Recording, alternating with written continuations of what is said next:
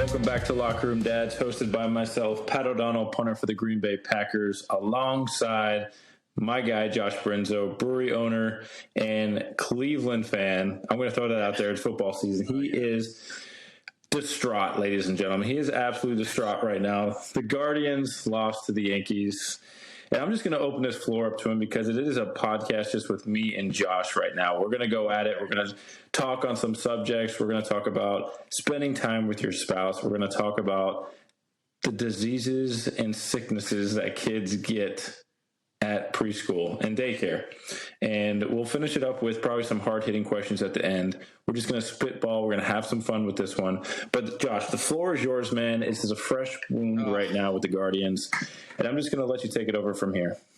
All right. We're dropping this tomorrow. So tomorrow is today for you listeners. Today, for me, the Guardians lost in the ALDS, and it is an absolute heartbreaker, mainly because I'm not a Yankees fan by any means, and I absolutely live for baseball season. So I am wearing my Cavaliers jersey for tomorrow, the start of a new season, and I don't have to think about the Browns anymore because they're terrible as well. So life's pretty typical for a Cleveland fan on this side. For those of you not watching the YouTube video, Josh is wearing a Cleveland Cavaliers jersey right now, so right. The man is dedicated. You know what? Actually, really cool side note about this jersey. This year, there's a new jersey sponsor for the Cavs right here, the Cliffs. I'm going to hype up Cliffs right here. Nobody here has any affiliation with Cliffs. Well, I do, but I mean, listeners, you have no reason to ever use Cliffs or anything. My grandfather was the CEO of Cleveland Cliffs, and to me, it makes zero sense why they are the sponsor of the Cleveland Cavaliers. But I'm in for it. They make iron ore. You don't go out and purchase it directly, but apparently it's good enough for a jersey sponsor, baby. Oh, my gosh. Tell me why we're sponsoring these things. I mean, it's Cleveland. It's extremely random. It's really weird. But, yeah, that's the sponsor this year. My grandfather was CEO, so I was like, that's pretty cool, but it has nothing to do with anything Cleveland basketball related. Well, there you go, folks. Random tidbit awesome. Of the day. Josh Brenzo, Cleveland. Get that plug. Oh, well, you know what, Josh? I think we need to rewind. We need to talk about where we left off last time. Right. You went to London, okay? You left everyone. You flew over. You're in London. Left everyone. You were in London. Hop on a plane. Tell us how that went. Obviously, you can leave out the details of the game if you want, but yeah, the game did not go as planned. Definitely not. I mean, every week you expect to win, but this one, it was a hard one. We lost the game, but I'll rewind and tell you exactly how the trip went. So we're taking off from Green Bay. You know, it's going to be about 6 hours, 45 minutes. I was lucky enough to get one of the lay-down seats, which was a glorified footrest and a layback chair, which I'm not complaining because I'm really grateful for it.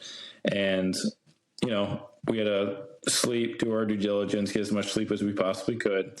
And when we land, we're hitting the ground running. I don't know if you've done that. You take the red eye over to Europe. Oh, yeah. That's what you do, right? Always. So we land, we get to the hotel, we shower, everything, get into the team meeting. Everyone's kind of dragging a little bit. And thank God the practice facility was at the hotel. It was essentially like a compound. They did it up really nice for every team that's visiting and going over there. And the field was beautiful. I mean, mint condition, almost like a soccer pitch, right? They did it really well. So you go over there, you do all your stuff, and, you know, you try to get acclimated the best you can.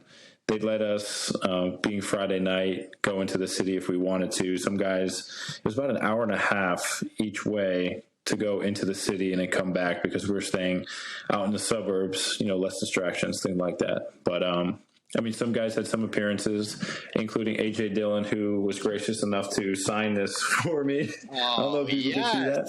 I was giving him a lot of crap because he was the main attraction at one of the London events. But, yeah, it was a great trip. I mean, Tottenham, that stadium is awesome. If you're a soccer fan, just being in there, I mean, it's no Wembley, I wouldn't think. You know, there's so much history there, but Tottenham is where it was at.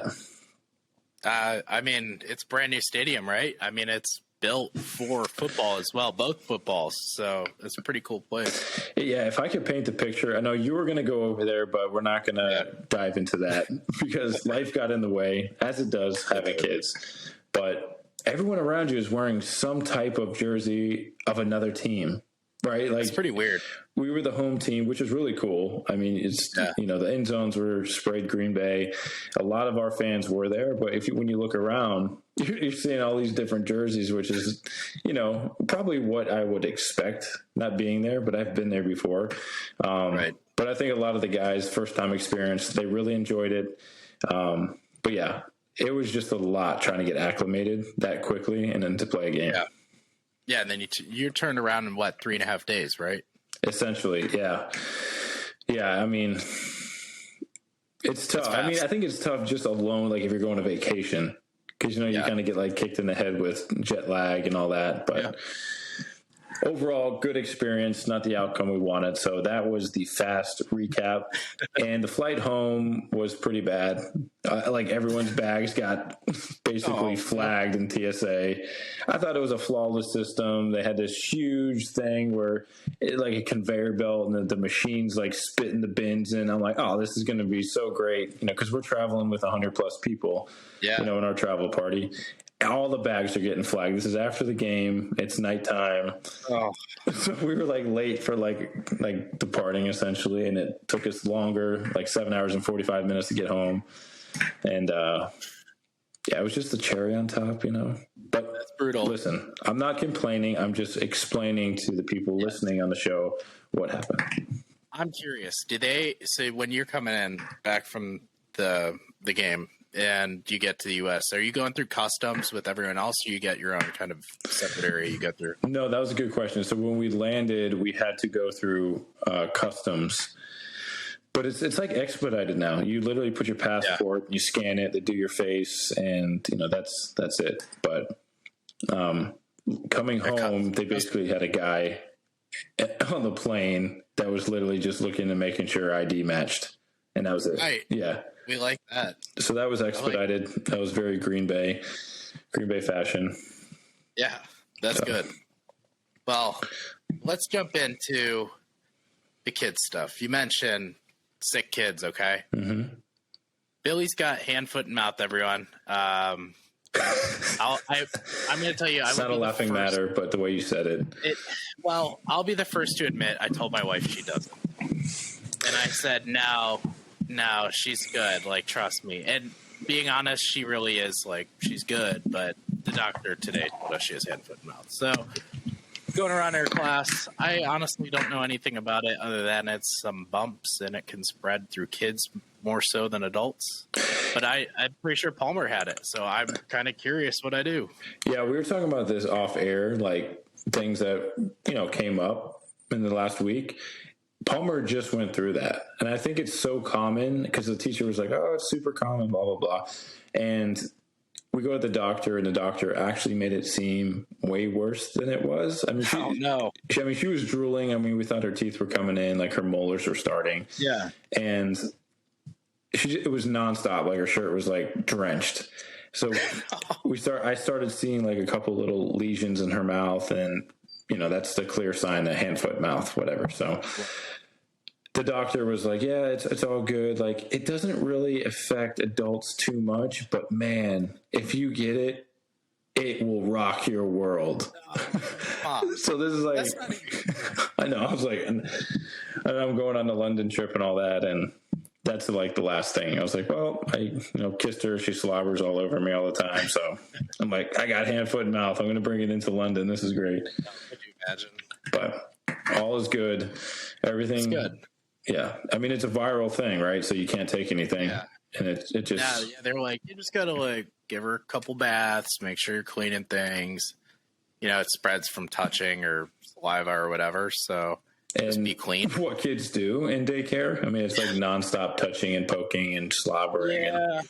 I'll tell you, last week for Billy's birthday, we dropped her off, and at our little school, you get to read to the class. And we were setting up because Aaliyah brought cupcakes, and this kid is licking the window. And then another kid comes up, and they're both licking the window. And I was just like, Yep. This is why kids get sick, guys.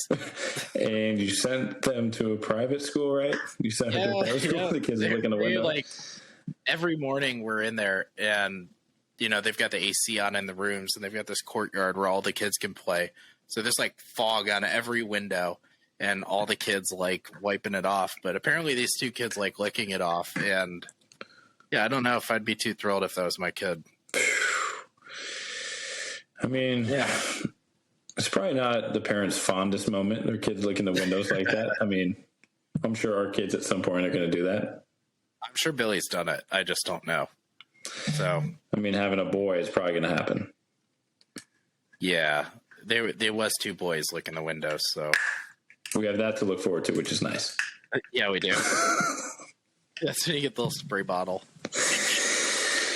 But you know what? It's an ongoing battle, I think, just having the kids in daycare and like what they're going to bring home. Yeah. I'm being an optimistic person, but like, I'm just waiting for like her to be sick again, like next week. It's like every other week. Yeah. Billy's first week, she was sick, and she was like actually like fairly sick. And it was her first time like being sick enough to where we were like, oh yeah, this is not fun. Right. No, it's scary. Kids are especially young. Like the first full sickness, you're kind of sitting there wondering, hey, what do I do? Do I need to be with them 24/7? Can I let them nap by themselves? All this stuff. It's kind of a worry, but I think first time parents, especially because, that's your first kid, you're like, I don't know. Am I doing everything right? You question everything. And then it turns out, oh yeah, they're good because kids just get sick. And they're resilient. Kids are strong. But it was like the first week, there were 3 different things that popped up in the class. Hand, foot, and mouth was one of them, but some sort of flu and something else. It's just, that's going to school, I guess. Do they give you a memo when that pops up? Yeah. So we reported it today, and then the school messaged us. They said, so we have 2 confirmed cases of hand, foot, and mouth. We had one last week. We are calling in a group to sanitize all the classrooms. Well, that's nice. Like, hey, we did that. That was us. So, yeah, at least they're doing something. But, I mean, the kid's already sick, so. That's nice. Yeah. And the team they are bringing in are the teachers. They're going to double up and do it all over again like they always do every day. Jeez. That's right. Working hard. God bless those teachers. So, couldn't do it without them. Now, Pat, Leah wanted me to ask you. You have 2 kids. We talked about having 2 kids the other day. But she's more curious about finding time for herself and myself after we have baby number 2, or just having kids in general. How do you find time? I know we've talked about it on this show, but that's kind of her question for you today and for us to ponder on. What do we do? How do we keep things going on dates, doing things, staying busy? Well, let me paint the picture for you right now. Me being a good husband made sure that I had dinner cooked. So this was our date night. So Tuesday is my off day, and I try to make sure that I spend as much time as I can with them. So cook dinner. She's helping with the kids. I help Palmer. Read to her. Palmer's down. Great. The night gets a little bit easier when Palmer goes down. She goes to bed down at 7. We have a nice meal. You asked me, do you want to do this podcast? I said, sure. If people need this content, let's do it. That's right. So this is, cutting into somewhat of my date night, but we're not going to get into that. So the most important thing is to make sure you do what she wants to do, right? So she really wants to watch this show, White Lotus. It's on HBO. Okay. We're kind of into it. We're a couple episodes in, and the last couple nights she's been falling asleep, which she's notorious for doing. She falls asleep watching the shows, so I have to rewatch them a little bit, rewind. I don't know if you and Aaliyah do the same thing, if you're the guy that falls asleep or she's the one that falls asleep, but I end up watching the episode like multiple times sometimes, but that's okay. Yeah. You're like, hey, I know what's coming up, but I say that in jest. I say that joking around, but I do think it's important, regardless if it's staying at home, ordering in, you got to find time. You really do, because having 2 kids, at some point it's going to drive you like apart because you're both are tired and you're not going to, do the things that you normally do. So I think it's really important. You have to carve some time out, especially me with the football schedule. We're going every which way, and I'm gone on the weekend. So, the Monday, Tuesday, we definitely find time to do stuff like that. I think finding a show is a good one because, at the end of the day, you're both laying down. Everyone does that. You're both going to have time where it's kind of the wind down time. Finding a show is usually good. Aaliyah and I are watching Game of Thrones, House of the Dragon now, and good show. Every Sunday night, that's all she's looking forward to. And then this past Sunday, we didn't watch it because we were watching the Guardians game, and then she was too tired and told me I couldn't watch it. So she was not happy about that. But at least you're the guy that doesn't watch the show without her. Because there's some guys in the locker room that actually watch the show without, and I said, "You are." You're barking up the wrong tree. That's dangerous water. Oh man, I would not do that. I've learned my lesson from that before. Isn't it crazy how so many things can become a fight, though? Like that could become a fight. Yeah. Oh, it would for sure be a fight. Yeah. How could I do that? Why would you do that? You even love me? It goes so fast, and I learned the last time I watched, I'm pretty sure it's the other Game of Thrones, like the original series, and I watched an episode without Aaliyah, and man, big mistake. Big mistake. You know what it is? You're just moving on without them. It's like that age-old like scenario people always put you in. They're like, well, if I die, would you ever remarry? Or if I was a worm. Go ahead. That question Aaliyah asked us. For the listeners, there's a trend. I don't know why. It was like a TikTok thing. It was, if I turned into a worm, would you still love me? But that's the kind of question Aaliyah asks me every day. I don't know how to answer it, and I'm sure there's a right answer, but I just say yes. Is it a rhetorical question? I don't know. I don't know. What do you do? But yeah, it's like if I don't watch the show or something, or if we don't make time, that kind of sucks. And I know having two kids is like the time kind of goes out the window a lot of the days you're like, okay, well, this kid's got this kid's got that. I think when they're younger, I don't know, you would know more than I would, obviously. When they're younger, it might be easier to find the time because they're, one goes to sleep earlier and the other one's like asleep and then eating and then asleep. When they get older, it's like kids going here, pick them up from there, take them to practice, whatever. I feel like it's harder when they're older. Yeah, I'd say the schedule is probably more packed and the bedtimes get later, I would think. Like now, it's essentially making sure Tate is on his feeding schedule and sleeping schedule, so making sure he stays asleep. So Palmer going down at 7 is nice. I know a lot of parents do it different ways, but her going to bed, a little bit earlier helps us all out. Helps us for sure, especially get to bed at a decent hour or two, doing all the stuff that we want to do. But I would assume that things are going to pick up a little bit once, Tate is probably like 1 or, something like that. We'll ways away from that, but you're going to experience just a little bit of that, the next coming month. Do you feel like you are closer to Palmer now? Because I feel like after our baby's born, the newborn is with mom most of the time, right? So someone's got to be with Palmer. Is that like you feel like you're closer with Palmer now? I think she fully understands why Shelby has to be with Tate. Like I think she does. You can't ask the question to almost a 2-year-old, a 23-month-old. But today I will give you an instant what happened, a scenario. I'm on the couch. I'm trying to do that dad nap. I don't know if you've done that dad nap with Billy. You put you put him or her on your chest. Tate was on my chest.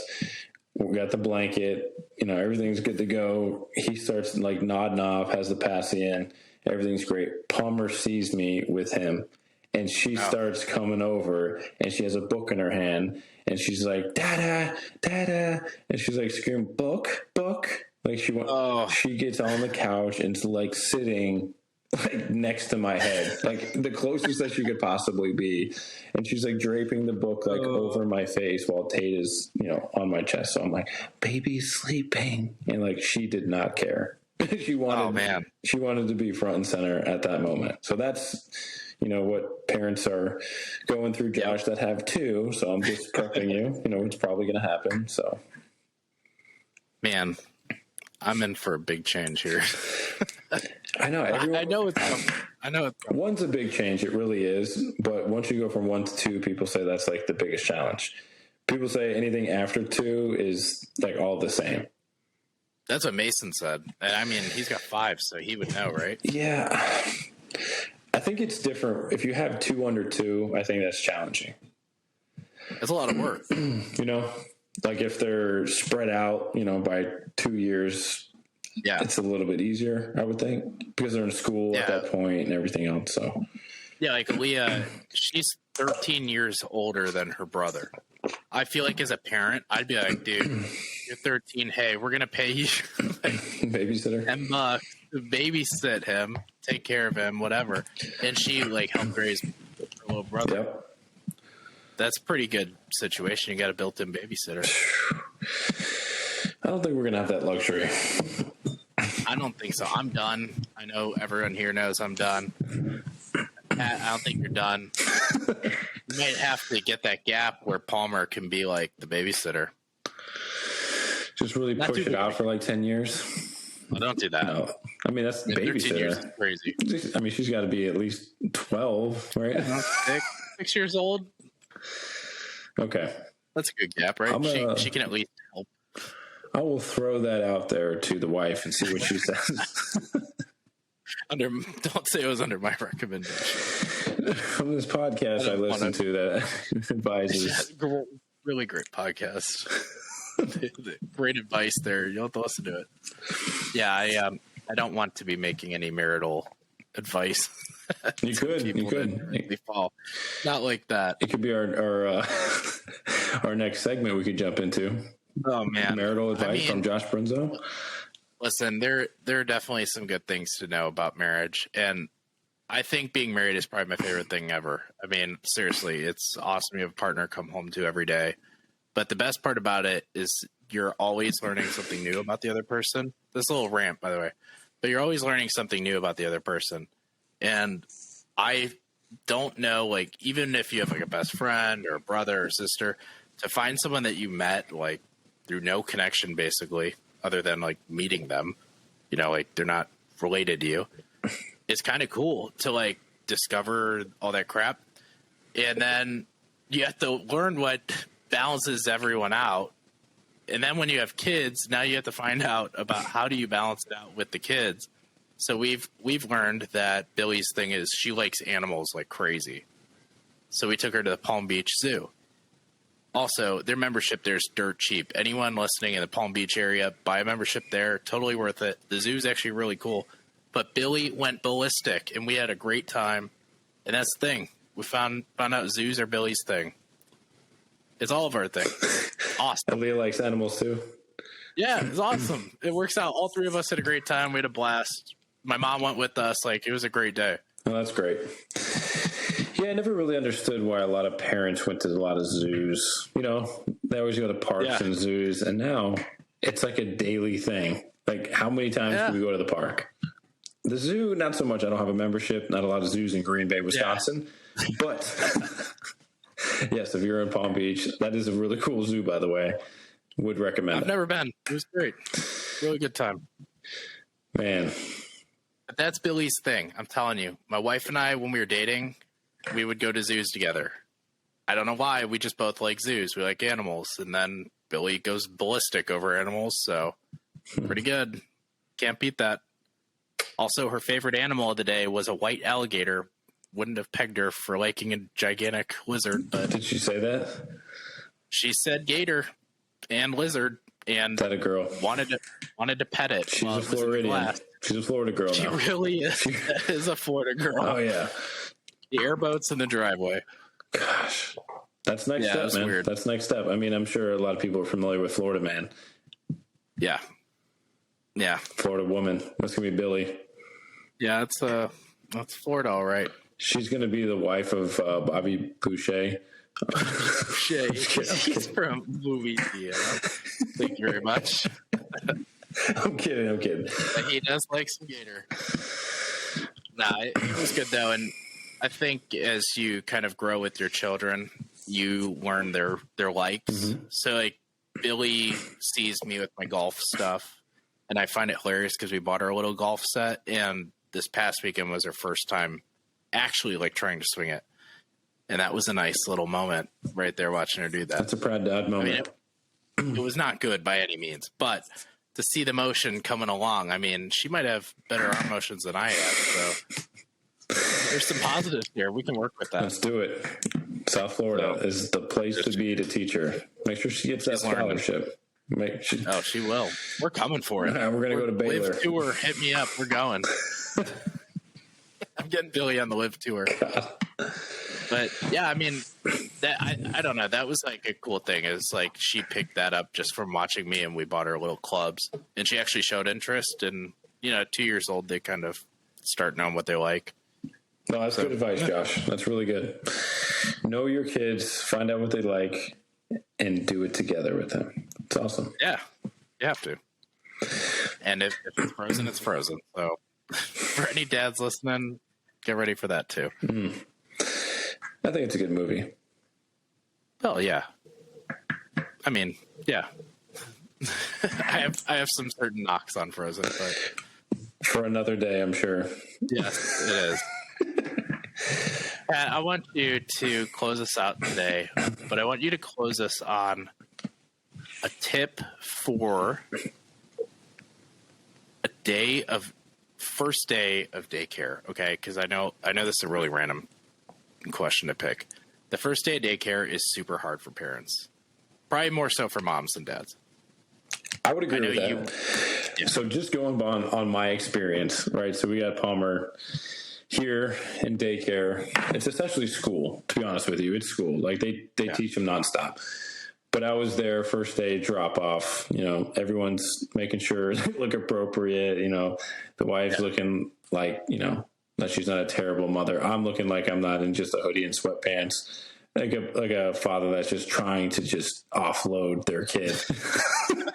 So you kind of wear your nice, whatever. Yeah. So, but just fully expect them to cry and you have to walk away. But it's a new experience for everyone, for you, it is, for the kid, for the teacher. And then hopefully they end up getting a good teacher, because we have great teachers, and they said, listen, you need to go now, go, walk away. So we were, kind of hovering at the door, and the glasses, see through. And they were kind of doing that hand gesture, hey, go. It's okay. Go.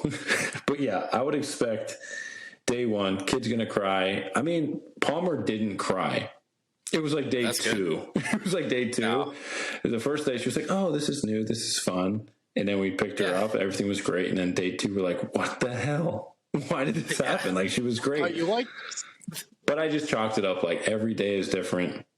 Right. They're going to be into it one day. Some days they're going to be tired, whatever. But I do recommend doing it. I know there's probably people listening that don't want to put their kids that's too young, under 2 years of age. They got a daycare and whatever. I think it's great. Socializing the kids is great. They learn a lot. I think that she's learning every week, especially being that young. They're sponges. They absorb things. They say things. You just notice that Palmer's speaking a lot better, every single week when she comes back from daycare. That's a good tip right there. Make sure you pack enough food. Apparently, we didn't pack enough food, and Palmer only goes for a couple hours. And you need to pack her more food. So my daughter has an appetite. Well, hey, you got to take care of it. So that's my tidbit. I don't know if that helped anyone out there, but I probably would have been very helpful if I would have heard this before I did that. But everyone has to go through it on their own. That's right. But I like that, Pat. You got anything else for the people, for the good of the cause? For the people, for the good of the cause. Actually, we have one update, guys. We talked about the beer. The beer is coming. The beer is, I can't leak all the details yet, but Hang Time is officially going to be up in Green Bay, Wisconsin. And Pat and I have worked our butts off to make this happen. It's a cool development. Gonna be good. It really is. It's gonna be good. You know what? I don't know if I told you this or not, but when I was over at the gym that I work out with, an off day, little PT guy, his father-in-law runs the biggest distributing, in the Green Bay area. And one of the guys, unfortunately, had an injury. One of the delivery guys, that, loads the beer and stuff. And he's like, "Oh, dude, Pat, what's up, man? It's good to see you." He's like, "Everyone's talking about your beer, man, at the distro." And I'm like, "Really?" He's like, "Yeah, it's going to be awesome, man. Like, everyone's super behind you." So that's cool. I mean, that's good. Plop the beer, a little social aspect to it. We're probably going to have a grand opening at, I would say, what do you call that? Like a grand pouring? Grand pouring? Okay, not a grand opening. Yeah, it's stupid. A grand pouring, maybe. I mean, you're opening again, right? Yeah, there you go.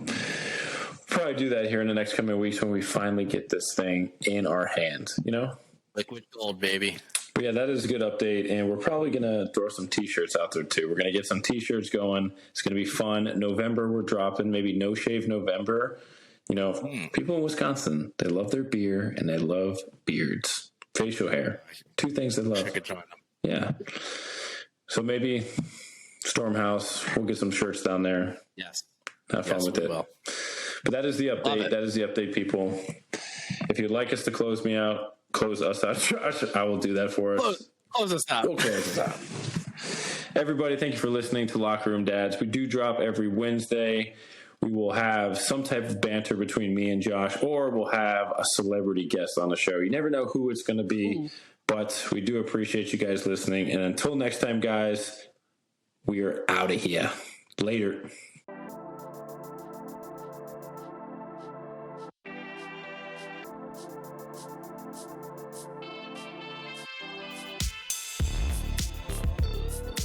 Locker Room Dads is powered by Mantra Labs.